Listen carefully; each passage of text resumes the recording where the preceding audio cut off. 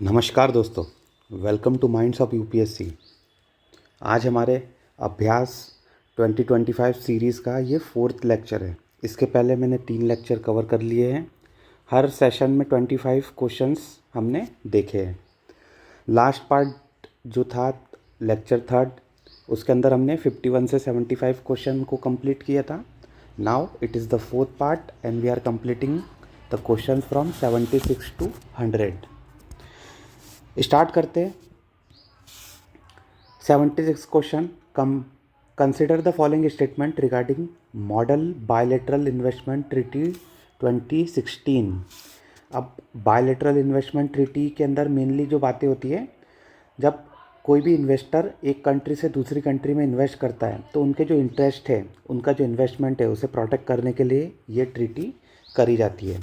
तो model bilateral investment treaty कि क्या रिगार्डिंग क्या क्या स्टेटमेंट करेक्ट हैं।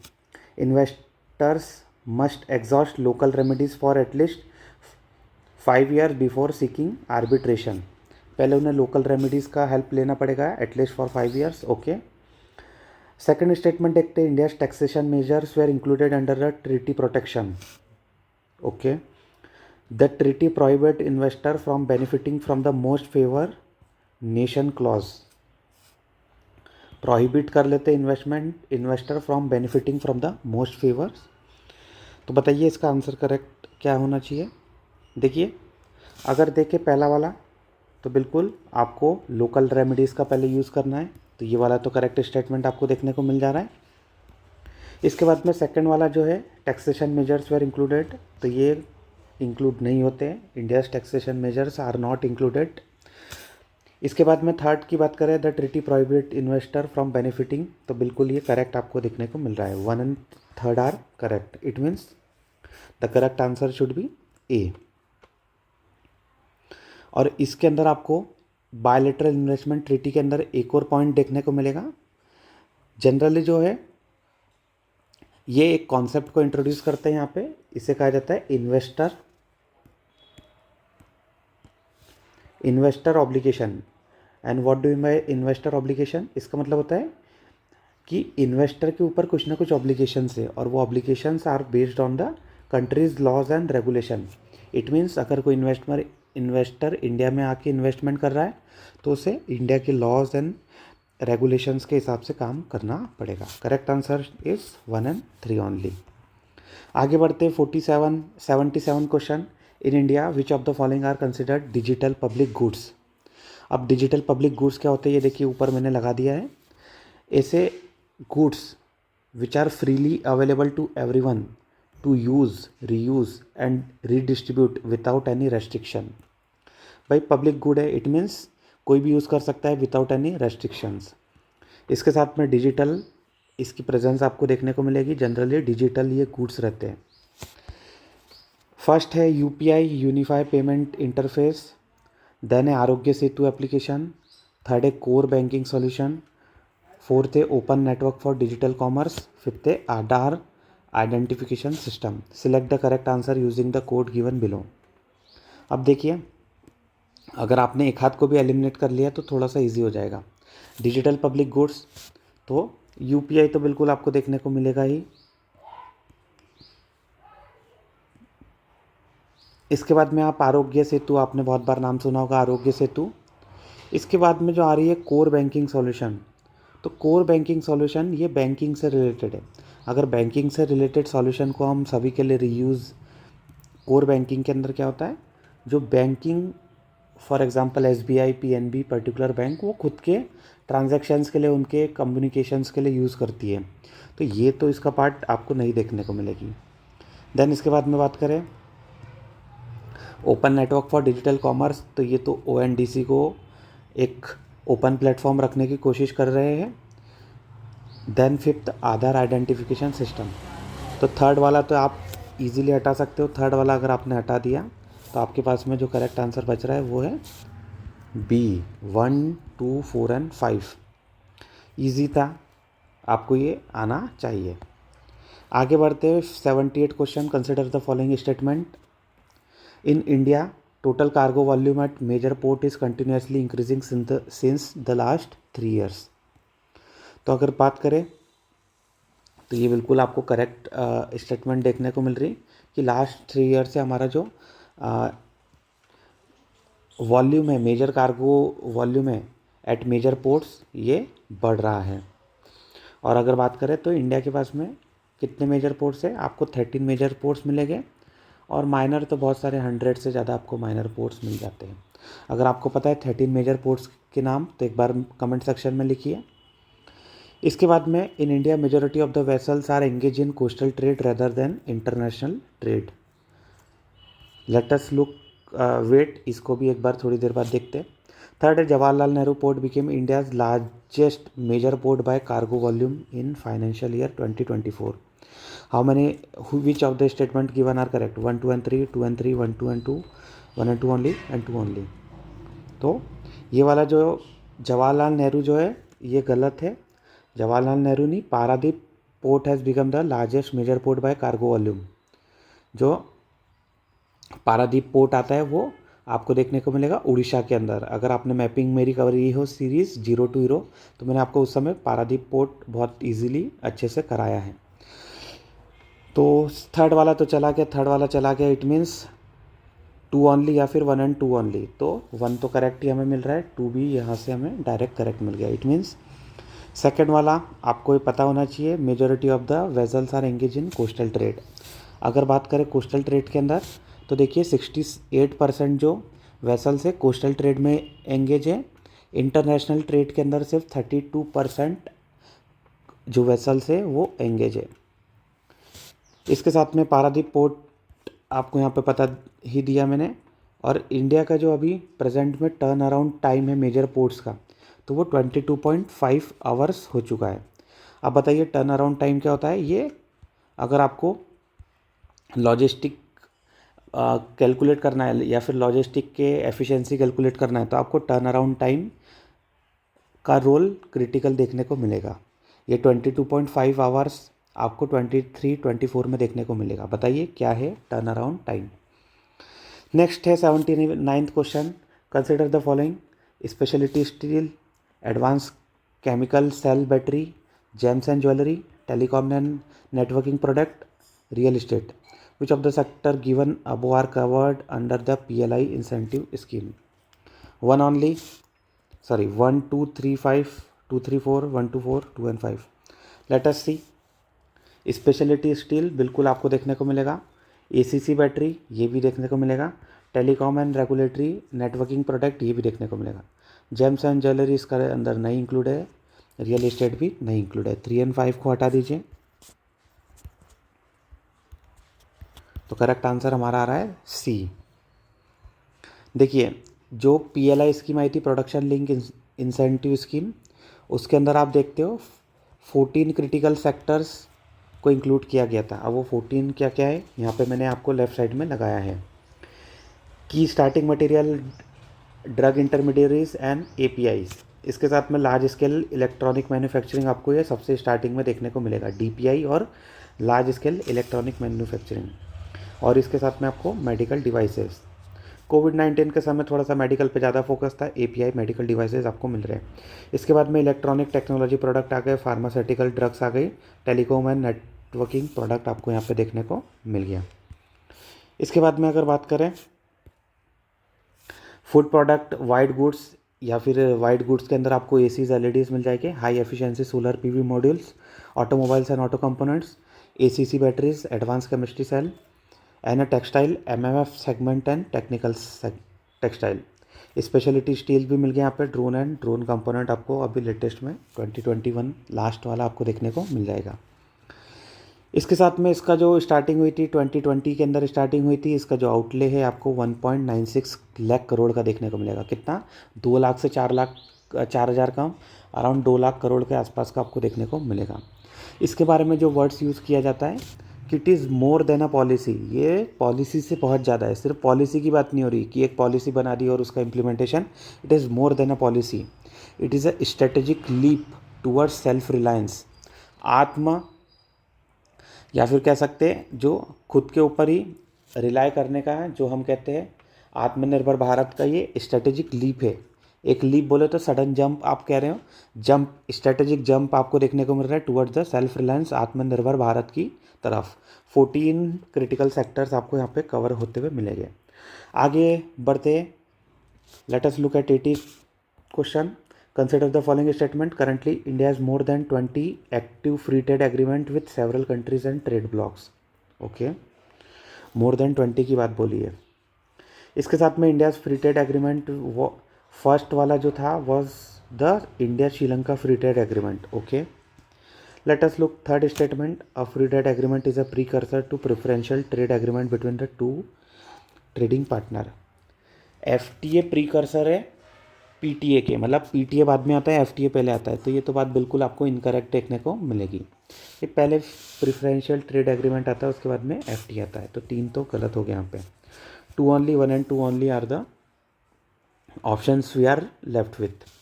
तो 1 वाला जो है, 1 वाला भी गलत है, मोर देन 13 नहीं है हमारे पास में। देखिए एफटी आज भी बहुत कम कंट्रीज थे, 13 कंट्रीज थे, और जितने हैं वो भी प्रॉपर अभी तक वर्किंग आपको देखने को नहीं मिल रहे हैं। अभी जो एक्टिव है 13 आपको एक्टिव देखने को मिलेंगे, free trade agreement with several countries and trade blocks. बात करें जो फर्स्ट वाला था, बिल्कुल इंडिया का फर्स्ट एग्रीमेंट श्रीलंका के साथ में ही देखने को मिलेगा, तो इसका करेक्ट आंसर आपको बी देखने को मिल जाएगा।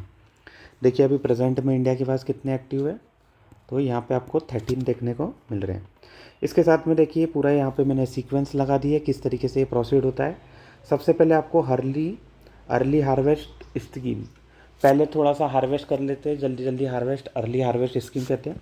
उसके बाद में प्रेफरेंशियल ट्रेड एग्रीमेंट, इसका ही बड़ा भाई आप कैसे हैं फ्री ट्रेड एग्रीमेंट। देन होता है कंप्रहेंसिव, फ्री ट्रेड के बाद में आता है कंप्रहेंसिव इकोनॉमिक पार्टनरशिप एग्रीमेंट। इसके बाद में आपको कस्टम यूनियन मिलेगा, देन कॉमन मार्केट आपको देखने को मिलेगा। फर्स्ट जो था 1998 में India Sri Lanka free trade agreement. किसी को डाउट है तो आप कमेंट सेक्शन में पूछ सकते हैं, ये स्क्रीनशॉट इसका ले लीजिए। Let us move towards the 81 question, how many of the rights are entitle, are not entitle है ना, नॉट आपको ध्यान रखना है, not entitle to the overseas citizen of India but are conferred to the Indian citizen.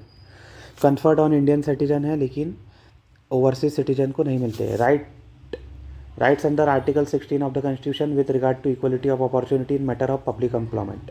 तो बिल्कुल ये सही बात है, ऐसा कोई आपको ओवरसीज सिटीजन को इसके अंदर opportunity, equality of opportunity in public employment नहीं देखने को मिलती है, तो बिल्कुल सही है। Right to vote in or contest the election of vice president, बिल्कुल ये बात भी सही है, वाइस प्रेसिडेंट का इलेक्शन ओसीआई नहीं लड़ सकते। Then what about right to be eligible for being a member of the House of People or the Council of State, Lok Sabha और राज्यसभा का मेंबर बनने के लिए एलिजिबिलिटी, बिल्कुल ओसीआई इसका मेंबर नहीं बन सकते, इंडियन सिटीजन तो बन ही सकते हैं। Right with regard to registration as a voter, OCI vote नहीं कर सकते, इंडियन वोट कर सकते हैं। तो ऑल 4 यहाँ पे आपको करेक्ट देखने को मिल रहे हैं। अगर बात करें ओसीआई के बारे में जो हमें इन्फॉर्मेशन मिलती है, it mainly describe in article 11 and citizenship act of 1955। This both deals with the rights and responsibilities of OCI. Mainly बात करें आउटलाइन जो है राइट्स की, यहाँ पे से आपको ये article 11 of Indian constitution and citizenship act of 1955 के अंदर देखने को मिलती है। वाइस प्रेसिडेंट के अंदर जो वोट कर सकते हैं वो आपको आर्टिकल 66 के अंदर मेंशन होता हुआ मिल जाएगा। Then let us look at house of people and council of state के अंदर एलिजिबिलिटी ऑफ वोट के अंदर ये section 3 and 4 of right representation of people act 1951 के अंदर ये मेंशन होता हुआ मिल जाता है। सिमिलरली जो लेजिस्लेटिव असेंबली और लेजिस्लेटिव काउंसिल के अंदर भी ये पार्ट नहीं कर सकते, ये आपको सेक्शन 5 एंड 6 ऑफ आरपीए देखने को मिल जाएगा। वोटर के लिए रजिस्ट्रेशन की जो बात है वो आरपीए के सेक्शन 16 के अंदर देखने को मिल जाता है। इसके साथ में जो ओसीआई है, they can not be appointed as a supreme court जज, ये आर्टिकल 124 ऑफ इंडियन कॉन्स्टिट्यूशन आपको देखने को मिल रहा है। तो अगर आपको यहाँ पे देखिए बहुत सारे पॉइंट मिल गए, ध्यान रखिए। नेक्स्ट जो टर्म है gerrymandering, a term sometimes seen is the news is related to, नया टर्म आपको मिल रहा है gerrymandering. The manipulation of the electoral boundaries to favour a political party और group, the practice of influencing public opinion through fake news, ये तो गलत हो गया। A system of proportional representation use in multi party democracy, तो ऐसा आपने कहीं पढ़ा नहीं होगा गेरीमेंडरिंग जैसा वर्ड लक्ष्मीकांत वगैरह के अंदर। The process of redrawing international border to resolve territorial disputes, ये भी गलत है। इसका जो करेक्ट आंसर है the manipulation of the electoral boundaries to favour a political group और पार्टी। तो जब बीच में बात हो रही थी किसकी, बीच में जब बात हो रही थी कि जम्मू कश्मीर के अंदर डीलिमिटेशन वापस से हो रहा है, जो बाउंड्रीज है उसका रीड्रॉ हो रहे हैं, तो उस समय कहीं ना कहीं गैरीमेंडरिंग वाला टर्म यूज़ में लाइमलाइट में आया था। इसका यूज़ काय के लिए होता है, to maximise the winning chances of the party, बिल्कुल। इसके साथ में to weaken the influence of opposition party के जो इन्फ्लुएंस है उसको वीकन करना, to create safe seat for a particular political party, ये आपको देखने को मिलेगा गैरीमेंडरिंग। नेक्स्ट है 83rd question, as per the Indian constitution which of the following process must be completed in the same session of the parliament, impeachment of the president that is mention in article 61, क्या ये होता है same session में cover करना है, late us look, wait हम देखते हैं। Removal of the supreme court जज, ये आर्टिकल 124 के सब क्लॉज 4 के अंदर सब सेक्शन 1/4 के अंदर देखने को मिल जाएगा। Approval of the national emergency under article 352, which select the correct answer using the code 2 only 1 and 2, 1 and 3, 1, 2 and 3। तो इसके अंदर अगर बात करें तो एमरजेंसी जो है, एमरजेंसी को सेम सेशन में नहीं भी अप्रूव करा तो भी चल जाता है।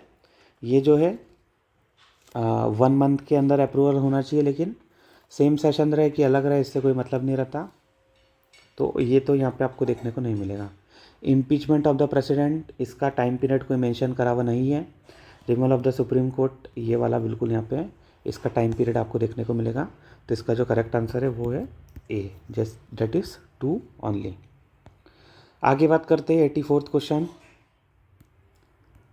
विच of the following statement best describe a sovereign democratic Republic state.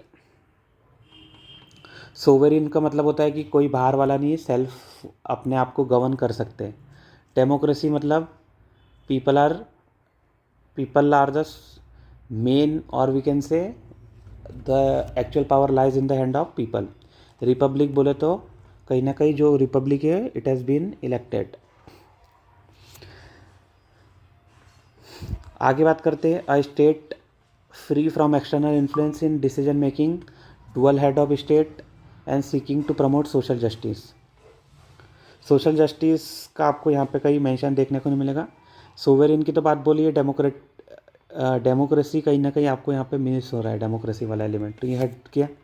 A state with freedom to make decision for its internal affair, what about external affair, ये भी होना चाहिए।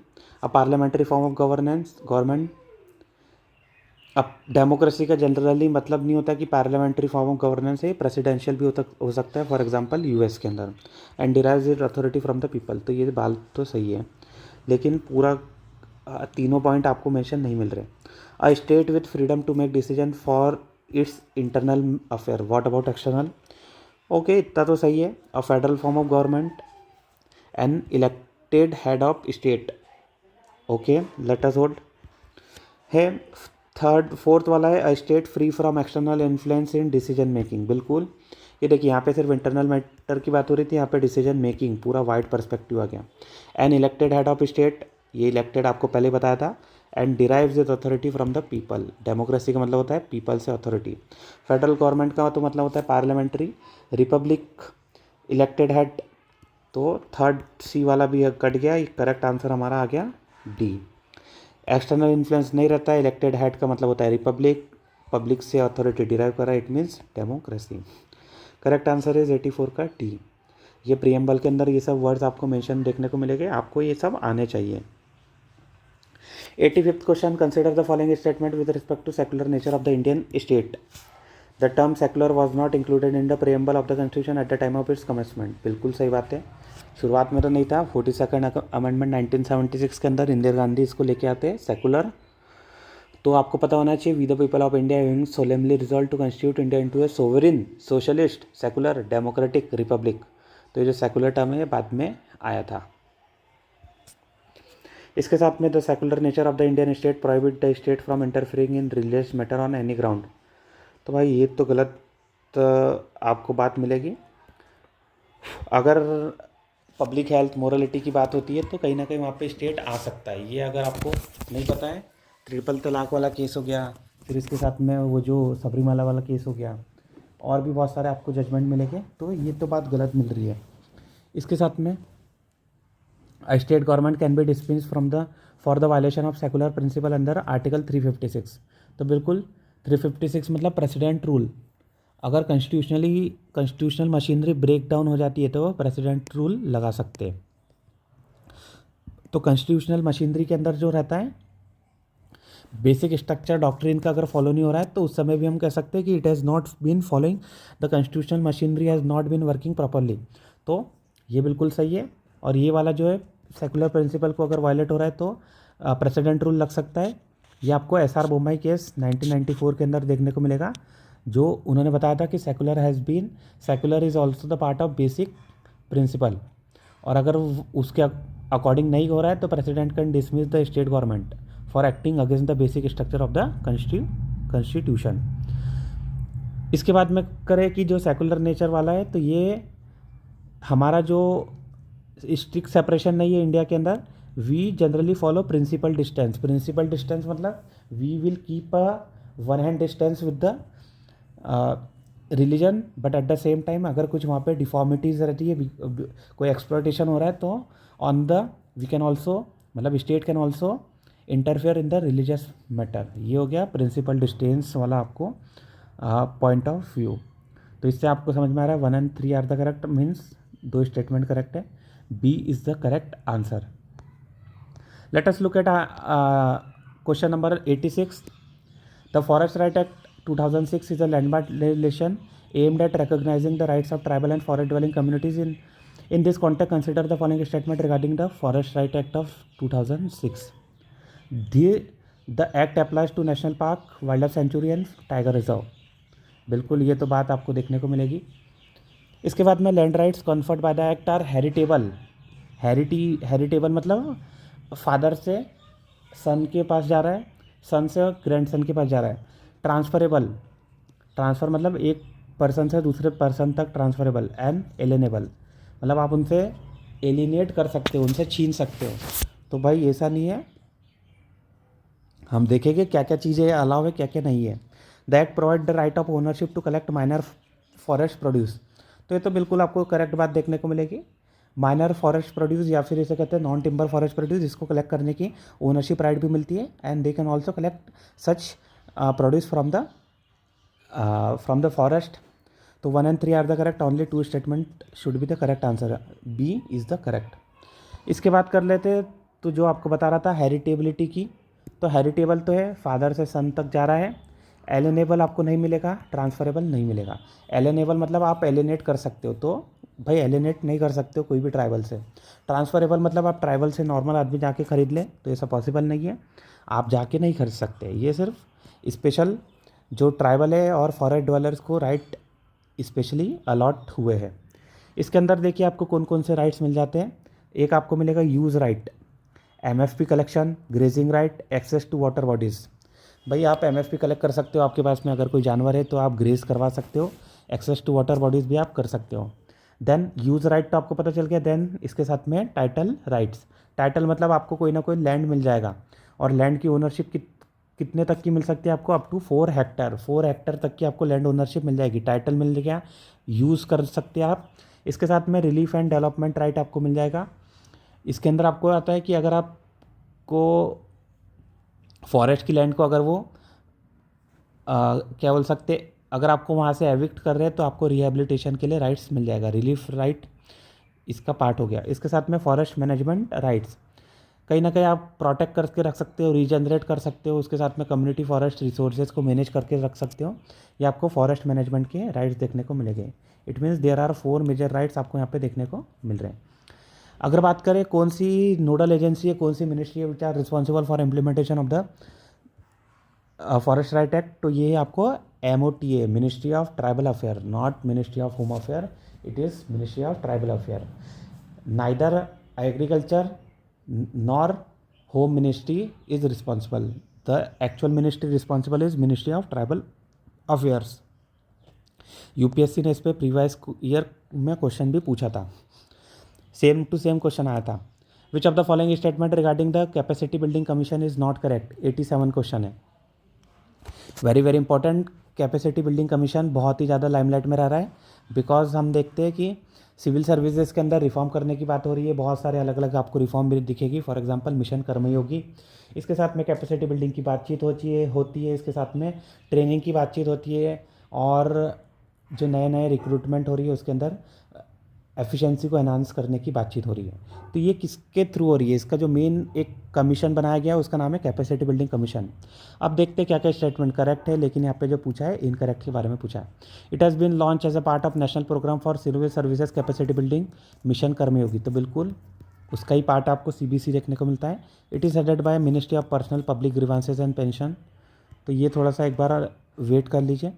It mandates include the functional supervision of all training institution involve the capacity building of civil servant, तो अभी आपको बताया बिल्कुल training होती है, ट्रेनिंग को करके ये सुपरवाइज इसे करते हैं.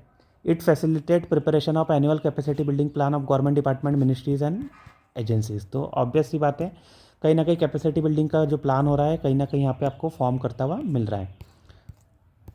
ये भी करेक्ट है, ये भी करेक्ट है. Headed by personal ministry of personnel public grievances, ये गलत आपको देखने को मिलेगा, गलत है. इट मीन्स ये आज का यहाँ पे करेक्ट आंसर आपको मिल रहा है. B should be the correct answer. अगर बात करें CBC की, तो इसके अंदर आपको 3 मेंबर्स मिलेंगे. इसके साथ में एक इंटरनल सेक्रेटेरिएट रहता है. जो सेक्रेटेरिएट रहता है वो जॉइंट सेक्रेटरी के लेवल का रहता है, और इसे अगर बात करें तो हम कहते हैं secretary to CBC, secretary to capacity building commission. Capacity building commission में 3 मेंबर हो गए और एक हो गया सेक्रेटरी उनके लिए अलग से, तो ये आपको देखने को मिल गया. सेक्रेटरी टू CBC ये आपको बता दिया. और ये कब फॉर्म हुआ था? 2021 के अंदर फॉर्म हुआ था बाय DOPT. DOPT पता होना चाहिए आपको. DOPT क्या होता है बताइए, इसका फुल फॉर्म बताइए DOPT का. आगे बढ़ते 88 क्वेश्चन देख लेते. Consider the following statement. Independent India's first budget was presented by RK Shanmukham Chetty. Very very important, नया नाम आपको मिल रहा है, अगर नहीं पढ़ा है तो कंफ्यूज हो सकते हैं. Shanmukham Chetty, okay. The first budget of independent India was presented on the 26 November 1950. Let us hold. इसके बाद में Nirmala Sitharaman hold record of presenting the highest number of budget. तो निर्मला सीतारमन तो अभी तक नहीं बने हैं. निर्मला सीतारमन जो है आज भी अभी तक के 8वां बजट इन्होंने पेश किया है. ताई के पास में 8 बजट पेश करने का रिकॉर्ड है. How many? 8 बजट. एक बार वापस से बता देता हूँ. और हाईएस्ट किसके पास है? मोरारजी देसाई. मोरारजी देसाई ने कितने पब्लिश करे? 10 बजट 1958 से 63, देन 67 से 69, एंड एट लास्ट 1970 के अंदर मोरारजी देसाई ने पब्लिश करे. तो ये तो गलत हो गया. सेकंड स्टेटमेंट देखते. फर्स्ट बजट 26 नवंबर 1950 को नहीं, 1947 को हुआ था. और किसने प्रस्तुत किया था? विच फाइनेंस मिनिस्टर हैज़ प्रेजेंटेड? बिल्कुल आपको RK शनमुखम चट्टी देखने को मिलेगा. तो ये तो सही है, ये गलत देखने को मिल गया, ये भी गलत देखने को मिल गया. It means correct answer is only 1. तो अगर आप बात करें 1950 के अंदर, अगर बात करें जब रिपब्लिक ऑफ इंडिया बन चुका था, उस समय जो बजट पेश किया था, who was the finance minister eight the time? 26 जनवरी 1950 को जॉन मैथाई. जॉन मैथाई का आपने नाम बहुत बार सुना होगा, लेकिन एक्चुअल में आपको ये नाम याद रखना है. Shanmukham Chetty, who was the first finance minister of independent India, RK Shanmukham Chatti.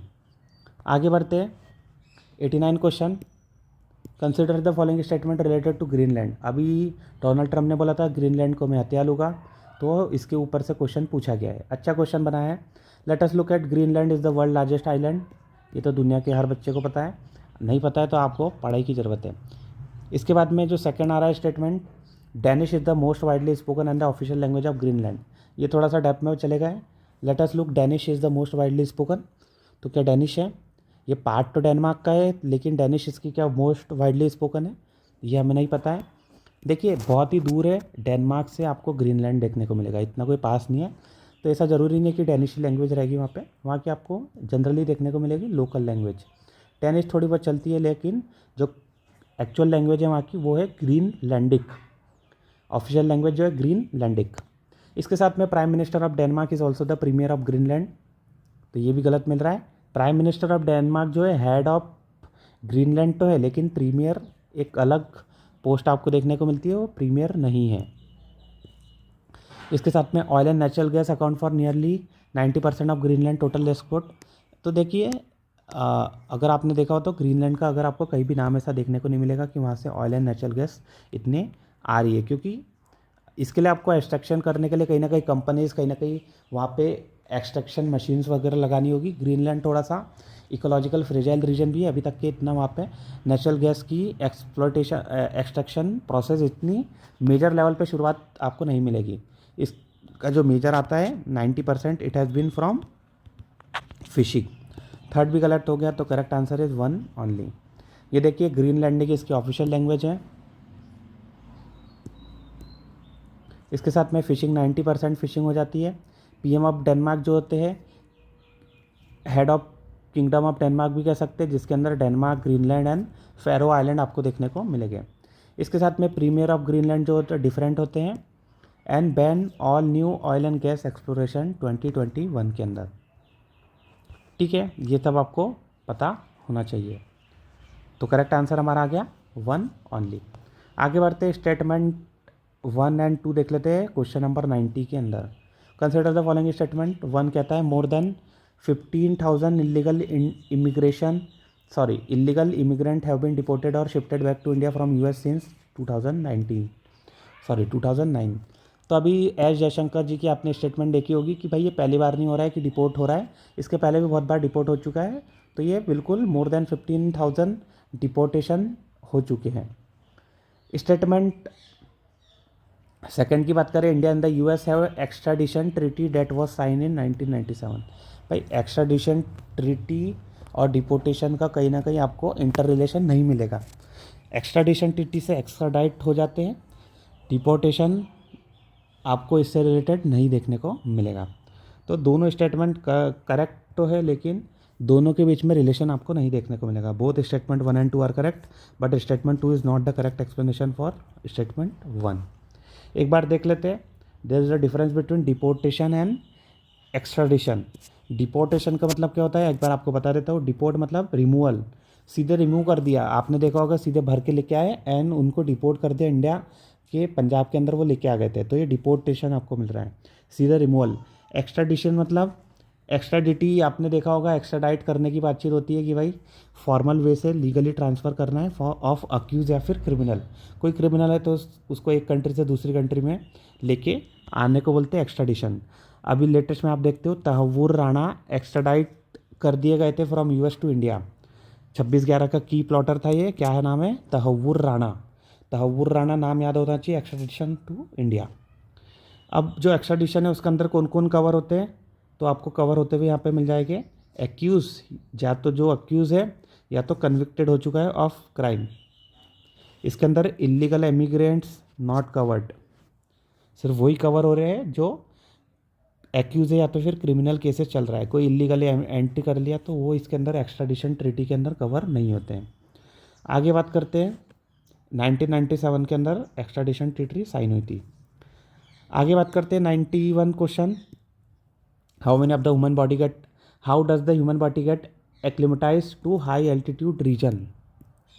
It increase the temperature by increasing blood pressure. भाई ब्लड प्रेशर इंक्रीज करेगा तो अलग ही, okay. It increases blood cell production, okay, let us hold. Blood flow toward the heart is accelerated, ये भी hold कर लेते हैं। Breathing rate is reduce to decrease blood pressure. D वाला हटा दो, ए वाला हटा दो, यहाँ से कोई लेना देना नहीं है। अगर आप देखते हो हाई एल्टीट्यूड रीजन पे तो आपके लिए ब्लड सर्कुलेशन, ब्लड की थोड़ी सी रिक्वायरमेंट ज़्यादा हो जाती है, तो आप देखोगे आरबीसी जो है इसका या फिर ब्लड सेल का जो प्रोडक्शन है वो बढ़ जाता है। आप जब हाइट पे जाओगे तो आपको एक सीकनेस देखने को मिलेगी which is also known as altitude sickness. इसके अंदर क्या होता है आपका, इसको कॉम्बैट करने के लिए जो बॉडी है आरबीसी के प्रोडक्शन को बढ़ा देती है, बाइंडिंग कैपेसिटी ऑफ हीमोग्लोबिन भी कम कर देती है। बाइंडिंग कैपेसिटी ऑफ हीमोग्लोबिन, तो बाइंड किससे होता है हीमोग्लोबिन? ऑक्सीजन से। ऑक्सीजन से कम बाइंड होता है, मतलब ऑक्सीजन हमारे जो बॉडी को रिक्वायर्ड है वो बढ़ जाती है। इसके साथ में ब्रीदिंग रेट भी यहाँ पे आपको एनहांस होती हुई मिलेगी। ब्रीदिंग रेट एनहांस मतलब ऑक्सीजन का हमारे पास में जो रिक्वायरमेंट है उसको फुलफिल हाई ब्रीदिंग रेट से वो हो जाएगी। तो बिल्कुल इसका करेक्ट आंसर आपको बी देखने को यहाँ पे मिल रहा है। नेक्स्ट बढ़ते हैं 92nd question. Consider the following pair commonly use material chemical pollutant likely to be found. Talc powder, इसके अंदर आपको एस्बेस्टोस देखने को मिल रहा है, ओके। टेबल सॉल्ट में आपको एफ्लाटॉक्सिन में देखने को मिल रहा है, एंड मिल्क के अंदर आपको देखने को मिल रहा है melamine. Which of the pair given above is are correctly match, 1 only, 2 and 3, 1 and 3, 1 2 and 3। तो अगर बात करें मिल्क की तो बिल्कुल मिल्क के अंदर आपको मेलामाइन ये देखने को मिलता है। मेलामाइन आपने एनसीईआरटीज़ में भी पढ़ा होगा, प्लास्टिक रहता है जनरली मेलामाइन, और जो चाइना है वो मेलामाइन बढ़ा देता है। मेलामाइन जानबूझ के बढ़ा देता है जब वो इंडिया के अंदर मिल्क को लेके आता है, डंपिंग कर देता है। तो जो मेलामाइन है आपको by product of coal industry देखने को मिलेगा, by product of coal industry. इसके साथ में production of plastic, laminates, flame retardants, इसके अंदर आपको मेलामाइन का यूज़ होता हुआ मिलेगा। कहाँ में? प्लास्टिक, लेमिनेट्स, फ्लेम रिटार्डेंट्स वगैरह एक्सेट्रा।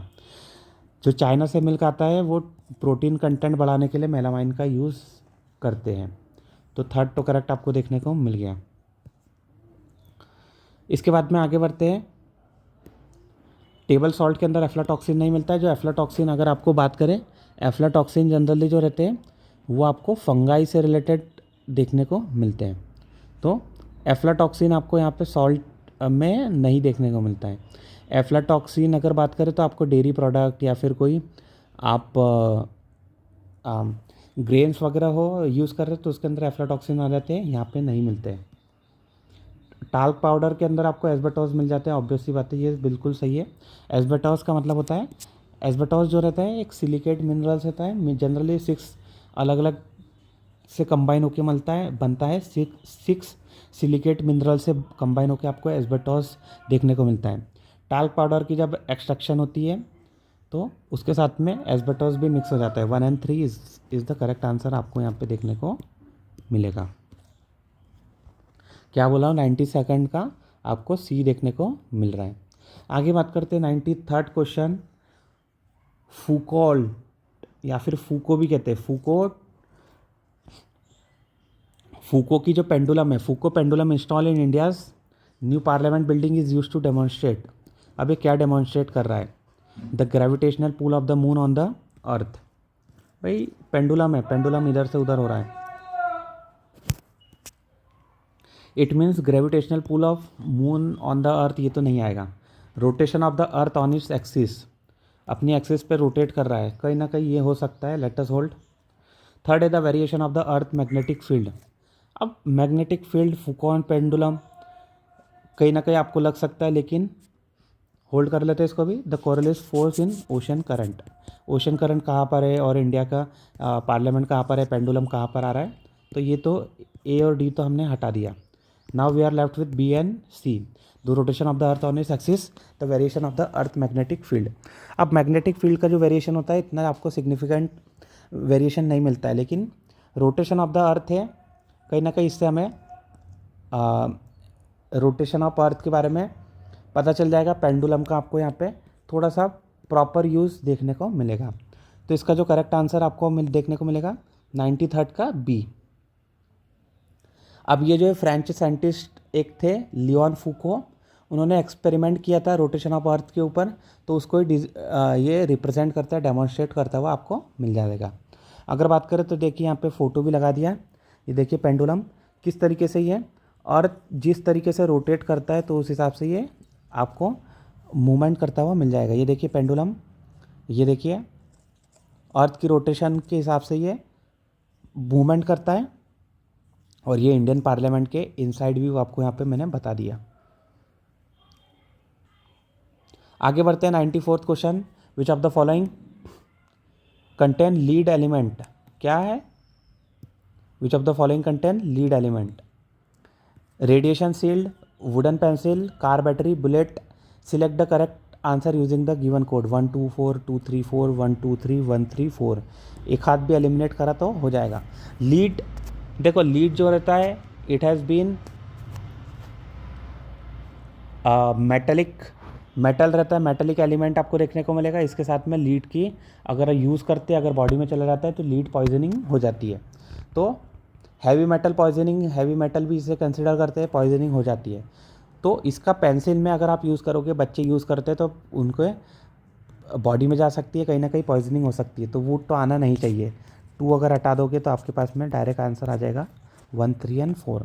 रही बात जो लीड रहती है, हैवी मेटल आपको बताया, इसका हैवी डेंसिटी आपको देखने को मिलेगी। हैवी डेंसिटी है या फिर हाई डेंसिटी कह सकते हैं, इसीलिए इसका जो यूज़ आपको रेडिएशन शील्ड के अंदर देखने को मिल जाएगा, कार बैटरीज़ में होता हुआ मिलता है, बुलेट्स के अंदर आपको इसका यूज़ देखने को मिल जाता है। Bullet, car batteries, radiation shields, तीनों के अंदर इसका यूज़ होता है। वुडन पेंसिल के अंदर जो यूज़ होता है वो रहता है ग्रेफाइट, आपको ये याद रखना है, ग्रेफाइट वहाँ पे पेंसिल के अंदर यूज़ होता है, लीड नहीं होता है। लीड जो रहता है पॉइजनस आपको देखने को मिलेगा।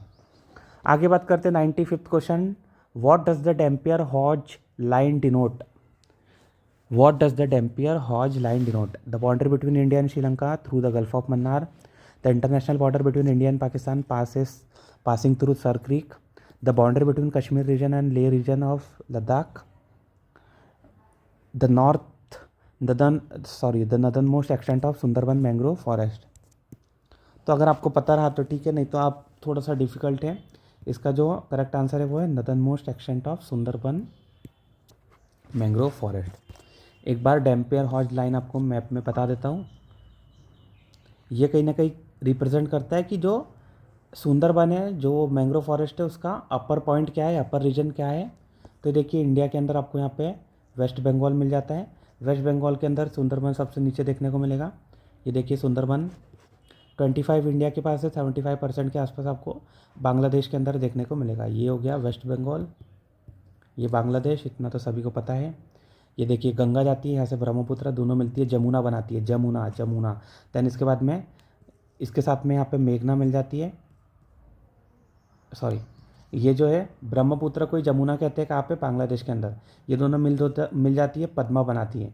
पद्मा के साथ में यहाँ पे फिर मेघना जब जुड़ती है तो आप इसे गंगा ब्रह्मपुत्र मेघना यहाँ पे रिवर डेल्टा भी कह सकते हैं। आगे बात करते हैं, इसका जो अपर बॉडी आपको यहाँ पे लाइन देखने को मिल रही है, यही है डैम्पियर हॉज लाइन। देखिए कोलकाता आपको यहाँ पे मिल गया, कोलकाता से नीचे की तरफ आप आओगे, ज़्यादा डिस्टेंस नहीं है, वहीं पे आपको यहाँ पे देखने को ये मिल रहा है। इसके साथ में नीचे देखिए आपको कौन कौन सा रीजन मिल रहा है। संदेश खाली, अभी बीच में संदेश खाली नेगेटिव न्यूज़ में थोड़ा सा ज़्यादा था। इसके साथ में सागर आइलैंड, बहुत बार नाम सुना होगा, यहाँ बे ऑफ बंगाल तो आपको मिल ही गया। ये सब डेल्टा फॉर्म हो रहे बिकॉज ऑफ सेडिमेंट जो लेके आते हैं वो डिपॉजिट करते जाते हैं। तो Dampier Hodge line the northern extent of Sundarban mangrove forest. आगे बात करते हैं with reference to Arogyapacha consider the following statement. 96 question, Arogyapacha, आरोग्य कहीं ना कहीं आरोग्य की बात हो रही है, आरोग्य बढ़ाएगा, Arogyapacha. It is a species of plant use to treat fatigue in traditional medical practices. अब अगर ये मेडिकल प्रैक्टिसेस में नहीं होता है या तो फिर फैटिग को यूज़ नहीं करता है, तो ये आपके लिए बहुत रिसर्च करनी पड़ेगी, बहुत रिसर्च करके ये आपको साबित करना पड़ेगा कि इसका फैटिग के अंदर कोई यूज़ नहीं होता है। लेकिन अगर यूज़ होता है तो जनरली उन्होंने कुछ भी नहीं, कॉपी पेस्ट कर लिया विजन IAS वालों ने और उसको लगा दिया। तो बिल्कुल ये आपको सही देखने को मिलेगा। It is a species of plant जो फैटिग को दूर करता है। नेगेट करना थोड़ा सा मुश्किल हो जाता है, उसके लिए बहुत आपको रिसर्च वगैरह करनी पड़ेगी। It is endemic to Garo ranges of Meghalaya. तो आप देखते हो कि नाम वाम जो है, माउंटेन हिल्स, ये सब नाम जो है कहीं ना कहीं इसको ईजिली नेगेटिव करना, इसको आगे पीछे मैनिपुलेट करना ईजी रहता है। ये गारो का कहीं नहीं देखने को मिलेगा। ये Kani tribe is known to be associated with the plant use in traditional medicine. अगर कानी ट्राइब आ रही है तो गारो नहीं आएगा, गारो आ रहा है तो कानी ट्राइब नहीं आएगी। कानी ट्राइब का आप पे तमिलनाडु के अंदर आपको देखने को मिलेगी, अगस्तमाला हिल्स के अंदर। तो कानी ट्राइब आ रही है तो गारो नहीं आएगा, गारो आ रहा है तो कानी ट्राइब नहीं आ रहा है। तो 1 तो आएगा, या तो 1 and 3 आएगा, या तो फिर 1 and 2 आएगा। तो और साथ में तो दोनों पिन जाएंगे, तो यहाँ पे क्या मिल रहा है 1 and 3 आपको देखने को मिल रहा है, और इसका करेक्ट आंसर भी 1 and 3 है। कानी ट्राइब जो है बिल्कुल सही है। कानी ट्राइब आपको यहाँ पे देखने को मिलेगा नीचे तमिलनाडु के अंदर। इनकी जो ट्रेडिशनल मेडिसिन है उसके अंदर आरोग्य पाचा यूज़ होता हुआ मिलता है। ये देखिए अगस्तमाला रीजन, अगस्तमाला यहीं पे आपको इसके नीचे मिल रहा है। मैपिंग भी आपको थोड़ा सा फटाफट में करा देता हूँ। ये मिल रहा है तिरुवनंतपुरम, कैपिटल ऑफ केरला। इसके बाद में आपको यहाँ पे कोलाचल मिल रहा है। कोलाचल के अंदर फाइटिंग हुई थी, कोलाचल के अंदर डच की फाइटिंग हुई थी। बताइए कोलाचल के साथ में किसके साथ में? मार्तंड वर्मा एक किंग थे, उनके साथ में आपको कोलाचल के अंदर फाइटिंग देखने को मिलेगी। अगर नहीं पता है तो जाइए एक बार पढ़िए। कन्याकुमारी सदर्न मोस्ट पॉइंट, यहाँ पे नागरकोइल, इसके साथ में तूतीकोरिन यहाँ पे राइट में हो गया। यहाँ पे शिवाकासा जहाँ पे क्रैकर्स आपको बनते हुए मिलेंगे, शिवाकाशी। इसके साथ में लेफ्ट में आएंगे तो अलेप्पे मिल जाएगा, और यहाँ पे आपको क्यूलोन मिलेगा। Quilon very very important city from the point of view of Portuguese और ये सब जो आए थे फॉरेनर। क्यूलोन के अंदर पोर्ट सिटी को इन्होंने पार्ट बनाया था। ये आपको यहाँ पे देखने को मिल गया। अगस्तमाला हिल्स सबसे सेंटर के अंदर, यहाँ पे तिरुनवली भी ये देखने को मिल रही है। आपको ये बता दिया पूरा की पूरा तमिलनाडु की मैपिंग हमने सदर्न वाले रीजन की कर ली है। आरोग्य पाचा कानी ट्राइब फैटीग को ट्रीट करने के लिए यूज़ होता है। नेक्स्ट क्वेश्चन 97 आपकी स्क्रीन पर ये रहा। The terms torrefaction and palletization are often seen in the context of, बताइए। E waste management, stable waste management, desalinization of seas, artificial intelligence based manufacturing. तो भाई देखो पैलेट बना रहे, पैलेट मतलब कहीं ना कहीं ऐसे टुकड़े, पैलेट गन। आपने पैलेट देखे होंगे जो जम्मू कश्मीर के अंदर पैलेट का यूज़ किया था जब प्रॉपर हम वहाँ के जो लोकल थे वो टेररिज्म को प्रमोट कर रहे थे, टेररिस्ट को प्रमोट कर रहे थे, तो पैलेट गन का यूज़ हुआ था। तो पैलेट का मतलब होता है, इस तरीके से आप कह सकते हैं। ये जिस तरीके से मैंने यहाँ पे फ़ोटो बनाया है इस तरीके से आपको पैलेट देखने को मिलेंगे। टॉरिफेक्शन, टॉरिफेक्शन कहीं ना कहीं आप देखोगे तो कहीं ना कहीं स्टबल या फिर ऐसा जो बायो वेस्ट है उससे रिलेटेड मिलेगा। तो ई वेस्ट तो यहाँ पे नहीं मिल रहा है। डिसैलिनाइजेशन ऑफ सीज़ की बात हो रही है तो यहाँ पे डिसैलिनाइजेशन ऑफ सीज़ के लिए नहीं देखने को मिलेगा। आर्टिफिशियल इंटेलिजेंस बेस्ड मैन्युफैक्चरिंग, तो ये तो भाई अलग ही हो गया, जो एडिटिव मैन्युफैक्चरिंग कहते हैं उसे, या फिर आप एआई का यूज़ कर रहे हैं तो यहाँ पे इसका प्रॉपर टर्म नहीं मिल रहा है। ये स्टबल आपको देखने को यहाँ पे मिलेगा। अगर बात करें देखिए स्टबल उसका जो वेस्ट है, जैसे फॉर एग्जांपल जैसे हम देखते हैं कि हरियाणा पंजाब के अंदर पे वो जो है जला देते हैं, जो वेस्ट डेड रिमेन्स रहते हैं, किसके रिमेन्स रहते हैं, जो राइस के रिमेन्स रहते हैं उसको बर्निंग कर देते हैं। तो उसका प्रॉपर यूटिलाइज़ कर सकते हैं स्टबल बर्निंग को प्रॉपर। हम पहले तो ऐसा आप इसे इसको थोड़ा सा ट्रीट करके इस तरीके से फॉर्म कर सकते हो। उसके बाद में इसके पैलेट्स यहाँ पे देखिए, पैलेट गन जैसे पैलेट्स आपको देखने को मिल रहे हैं ये बना सकते हैं। ये हो गया टॉरिफेक्शन एंड पैलेटाइजेशन। आगे बात करते हैं इजीली, ई वेस्ट तो नहीं है, स्टबल वेस्ट आपको देखने को मिल रहा है। 98 question from environment perspective, consider the following: Javan tiger, Tasmanian tiger, spider, tortoise. How many of the above species are extinct as per IUCN red list? Only 1, 2, all 3, none. देखो Javan tiger कहीं ना कहीं जावा के ऊपर tiger मिलता होगा। जावा वाला tiger जावन टाइगर अभी आपने कहीं पे भी नाम नहीं सुना है क्योंकि एक्सटिंक्ट हो चुका है, बहुत 100-200 साल पहले ही एक्सटिंक्ट हो गया है, 19th सेंचुरी के आसपास। तास्मेनियन टाइगर इसका भी नाम आपने नहीं सुना है। तास्मेनियन सी, आपको तास्मेनिया सी देखने को मिलेगी कहाँ पे? सदर्न ऑस्ट्रेलिया के नीचे वाले रीजन पे तास्मेनिया आइलैंड देखने को मिलेगा, वहीं पे तास्मेनियन सी है, वहीं पे आइलैंड के अंदर आपको टाइगर देखने को ही मिलता था, लेकिन अभी नहीं मिलता है because it has become extinct. तो ये भी नहीं है, ये भी नहीं है। स्पाइडर टॉर्टाइज आपको मेडागास्कर में देखने को मिलेगा। ये इसका फ़ोटो है। फ़ोटो कैसे मिला? क्योंकि आज भी ये आपको प्रेजेंट देखने को मिलेगा। क्रिटिकली इंडेंजर्ड है, बहुत कम स्पीसीज बची है, लेकिन प्रेजेंट तो है, एक्सटिंक्ट नहीं है। तो इसका करेक्ट आंसर है only one, that is spider tortoise is been critically endangered as per IUCN red list. आगे बात करते हैं 99 क्वेश्चन आपकी स्क्रीन के ऊपर ये रहा। With reference to Ansupa lake, Sasthamkotta lake, Lonar lake, which of the following statement is are correct? देखो मैंने रामसर साइट का वीडियो कवर करा दिया था, अगर आपने वो कवर करा तो इजीली आप ये क्वेश्चन करेक्ट कर सकते हो और थोड़ा सा इंपॉर्टेंट भी हो जाती है लेक्स। आगे बात करते हैं all of them are Ramsar sites. तो अगर आपने करा हो तो बिल्कुल आप बोल सकते हैं अनसुपा उड़ीसा वाला, सस्टमकोटा केरला वाला, लोनार महाराष्ट्र वाला, तीनों की तीनों रामसर साइट है। All of them are naturally form wetland, तो ऐसा कुछ भी नहीं है भाई, नेचुरली फॉर्म वेटलैंड आपको नहीं मिलेगा।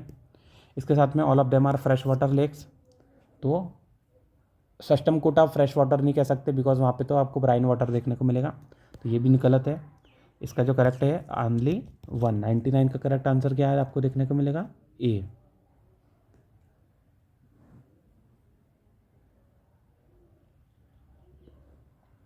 एक मिनट, सेकंड वाला है all of them are naturally form wetland, तो सस्टम कोटा तो नेचुरली फॉर्म होता है, लोनार लेक भी देखो नेचुरली फॉर्म हुई थी बिकॉज जो मीटरराइट आया था, मीटरराइट के कारण ये नेचुरली फॉर्म हो गई थी, तो ये वाला भी आपको करेक्ट मिल रहा है। अनसुपा उड़ीसा के अंदर है, नेचुरली मतलब कहीं ना कहीं ये ऑक्सबो लेक है, तो ये भी नेचुरली, हाँ तो तीनों फिर ये वाला भी करेक्ट आपको देखने को मिलेगा। The correct answer should B 1 के साथ में 2 भी आना चाहिए, तो 1 एंड 2 सी, 3 तो पहले एलिमिनेट हो गया, 1 एंड 2 आंसर शुड बी था करेक्ट।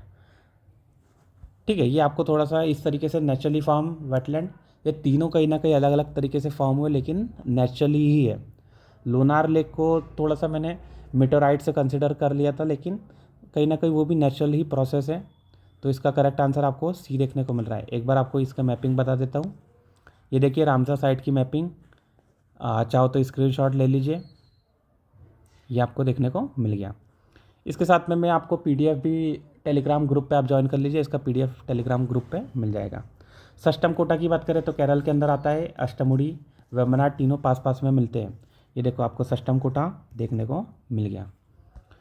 तो ब्राइन वाटर तो आपको देखने को मिल जाएगा और नेचुरली तो बना हुआ है ही। इसके साथ में लोनार लेक, सबको पता है, लोनार लेक के बारे में नहीं बताऊंगा, महाराष्ट्र के अंदर आ रहा है, इतना आप देख लीजिए, पोजीशन इसकी समझ लीजिए। इसके साथ में अनसुपा लेक उड़ीसा के अंदर है, ये आपको देखिए महानदी आपको यहाँ पे रिवर मिलती है। हीराकूद डैम महानदी पर ही है, उसके थोड़ा थोड़ा आगे जाओगे तो सतकुशिया गौर जाता है, उसके थोड़ा सा और आगे जाओगे तो यहाँ पे ऑक्सबो लेक इससे बनती हुई मिल रही है, उसका नाम है अनसुपा, उड़ीसा के अंदर है। वेरी वेरी इंपॉर्टेंट, ये हमने देख लिया, चाहो तो एक बार वापस से आप देख लीजिए, पॉज कर लीजिए, स्क्रीनशॉट ले सकते हैं, आगे बढ़ते हैं। बिल्कुल आपको यहाँ पे करेक्ट आंसर 1 एंड 2 देखने को मिल रहा है। लास्ट क्वेश्चन आपकी स्क्रीन के ऊपर ये रहा, विच of the following represent the correct sequence in descending order of navigable length in kilometre of operational waterway in different state.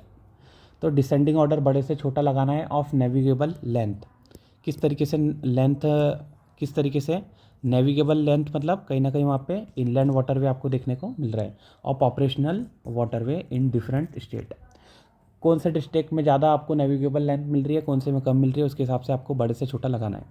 Assam, Uttar Pradesh, Bihar, waste Bengal, Assam, Uttar Pradesh, waste Bengal, Bihar, Assam, Uttar Pradesh, waste Bengal, Gujarat, Assam, waste Bengal, Uttar Pradesh, Gujarat. तो ये देखो बहुत ही ज़्यादा डिफिकल्ट आपको क्वेश्चन देखने को मिलेगा, लेकिन आपको इतना पता होना चाहिए, आसाम में देखो सबसे ज़्यादा है ब्रह्मपुत्र के ऊपर, आपने देखा होगा जो ढोला सदिया ब्रिज बनाया था, और वहाँ पे धुबरी से लेके सदिया तक के, धुबरी बोले तो जो बांग्लादेश से टच होता है वो वाले रीजन से, सदिया बोले तो अरुणाचल प्रदेश वाला जो ऊपर वाले रीजन तक टच होता है वहाँ तक के, तो आसाम तो सबसे पहले आपको देखने को मिलेगा, तो चारों में सेम मिल रहा है। दैन उसके बाद कुछ आ सकता है तो वो उत्तर प्रदेश आ सकता है, बिल्कुल उत्तर प्रदेश। दैन उसके बाद वेस्ट बंगाल या बिहार, इसके अंदर डाउट हो रहा है, या तो फिर वेस्ट बंगाल गुजरात, तो गुजरात तो नहीं मिलेगा। वेस्ट बंगाल एंड बिहार की बात करें तो वेस्ट बंगाल में आपको ज़्यादा देखने को मिलेगा, इसका करेक्ट आंसर है बी, आसाम, उत्तर प्रदेश, वेस्ट बंगाल, बिहार। एक बार देखिए इसका मैप देख लेते हैं, डिस्टेंस देख लेते हैं फिर मैप देखेंगे। आसाम 1058 किलोमीटर, उत्तर प्रदेश 877, देन इसके बाद में west Bengal 855 and then Bihar 688। इसके बाद में आ जाओ गुजरात के अंदर एंड देन उड़ीसा के अंदर। वापस से एक बार देख लेते हैं, तो देखिए बिल्कुल यहाँ पे मैंने आपके लिए लगाया है नेशनल वाटरवे 1 गंगा के अंदर आपको देखने को मिल रहा है। यहाँ पे आप देखिए इलाहाबाद वाला रीजन है, इसके साथ में आपको सबसे ज़्यादा अगर गंगा की बात करें तो इलाहाबाद वाले रीजन पे मिल रहा है, इसके साथ में हुगली वाले रीजन पे भी मिल रहा है, हुगली मतलब जो वेस्ट बंगाल है। इसके साथ में national waterway second Brahmaputra river पर है। धुबरी से लेकर सदिया तक के बना हुआ है। देखिए सदिया मैंने बताया था अरुणाचल के पास है, धुबरी ब्रह्मपुत्र के अंदर बांग्लादेश के पास है। दोनों के बीच में आपको ये देखने को मिल रहा है। सबसे बड़ा आपको नेशनल वाटरवे 2 ब्रह्मपुत्र के ऊपर नेविगेशन देखने को मिलेगा। इसके साथ में अभी हमने देखा था उत्तर प्रदेश देख लिया, वेस्ट बंगाल देख लिया, बिहार के अंदर छोटा सा यहाँ पे पोर्शन आपको देखने को मिल जाएगा। ये आपको मिल गया। इसके साथ में अगर आप और भी देखना चाहते हो तो देखिए नेशनल वाटरवे 1 गंगा का ही पार्ट है, भागीरथी, तो उस पर वाटरवे 1 ही मिल रहा है। इसके साथ में हुगली पे भी वाटरवे 1 मिल रहा है। एक है 97 सुंदरबन के अंदर वाटरवे है। सुंदरबन के अंदर बहुत सारे आपको डेल्टास के आजू बाजू वाटर बॉडीज़ मिल जाएगी, वहाँ पे 97 नंबर का नेशनल वाटरवे आपको देखने को मिल रहा है। इसके साथ में 1 हो गया, 2 हो गया, 3 की बात करें तो आपको 3 मिलेगा केरला के अंदर, वेस्टर्न कोस्ट कैनाल चंपकारा या फिर उद्योग मंडल के अंदर आपको केरला में देखने को मिलेगा नेशनल वाटरवे 3। इसके साथ में नेशनल वाटरवे 4 की बात करें तो कृष्णा के अंदर देखने को मिलेगा, विजयवाड़ा, मुक्तियार, कृष्णा डिस्ट्रिक्ट ये सब देखने को मिलता है। नेशनल वाटरवे 5 आपको यहाँ पे उड़ीसा के अंदर देखने को मिलेगा। आगे बढ़ते हैं। इसके साथ में और भी देखिए ताप्ती के अंदर नेशनल वाटरवेज 100 है, 73 आपको नर्मदा के अंदर देखने को मिल रहा है। ताप्ती थोड़ा सा इजी है, याद हो सकता है। इसके साथ में मांडोवी गोवा वाली रिवर जो है 68। यहीं पे जुआरी भी गोवा के अंदर है 111। जुआरी जो है जुआ जो खेलता है 111 सट्टा लगाता है 111 से याद कर सकते हैं। तापी सेंटर में मिलती है 100, एक सेंचुरी मार दी तापी रिवर ने। तो ये हो गया देखिए तापी 100, नेशनल वाटरवे 73, नर्मदा आपको देखने को मिल रही है।